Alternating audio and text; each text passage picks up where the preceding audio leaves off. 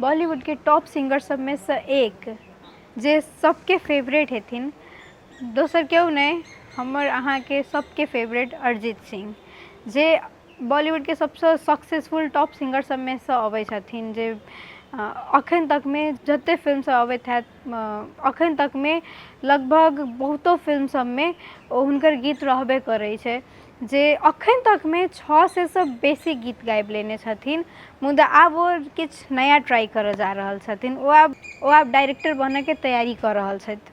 वो आब अखन तक तो हुनकर गायिका क्षेत्र में तो सफले रहलखिन। Padma Shri, IIFA award, best male playback singer के लेल, ताहिके बाद फिल्म फेयर सब, ताहिके बाद नेशनल अवार्ड सब, आर बहुतो पुरस्कार सबसँ सम्मानित छथि।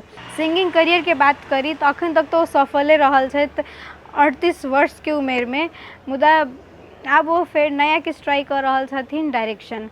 आब देखल जाए, अखन तक तो हमर अहाँ सबके फेवरेट रहल छथिन सिंगिंग में। सिंगर बहुत मतलब हुनकर जे सुमधुर आवाज छलै से अखन तक लोक सबके हृदय छूने छै, लोक सबके हृदय में बसै छै। वो डायरेक्टर के डायरेक्शन के क्षेत्र में आब केहन सफल होबऽ सकै छथिन कि नहीं, आब से देखऽ वाला बात रहत।